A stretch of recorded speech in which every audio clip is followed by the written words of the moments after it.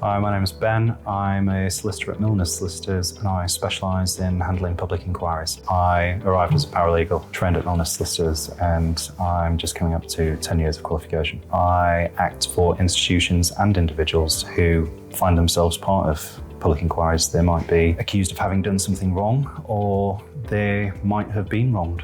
Recently, I've worked on the child sex abuse inquiry on behalf of an institutional respondent. I've also worked on the infected blood inquiry on behalf of 35 individuals who were either infected with HIV or hepatitis C as a result of the use of blood products. A public inquiry is a bit of an anomaly in the English legal system in that it's investigatory rather than adversarial, which means that the purpose of the inquiry is to investigate something that's gone wrong.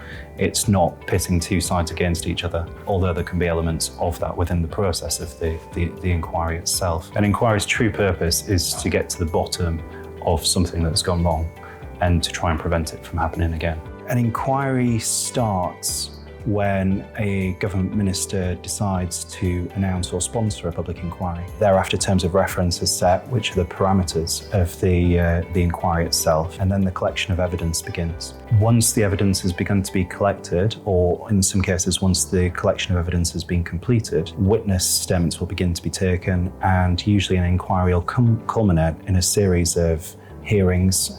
Those hearings can last a matter of weeks in the case of smaller inquiries, or they can last a matter of years in the case of the infected blood inquiry, for example. I think we make a difference to clients we act for during the course of public inquiries, because over the course of the last few years we've dealt with quite a number of public inquiries, which has given us a breadth of experience which is virtually unrivaled, particularly amongst northern firms. We've pioneered a small team approach, which means there's usually only 3, 4, 5, depending on the size of the inquiry, which means everybody knows everything going on, which gives a real personal touch. It also makes it much more cost effective. Responding to or being involved in a public inquiry can be an expensive process. Clients can have confidence in our approach to public inquiries because our wealth of experience, but also the approach that we take, which means every person involved knows every detail about our response to the public inquiry and our participation in it. Between 1990 and 2017, there have been a total of 69 public inquiries. And since 2016, Milnes Solicitors have been involved in 3 major public inquiries. That's the child sex abuse inquiry,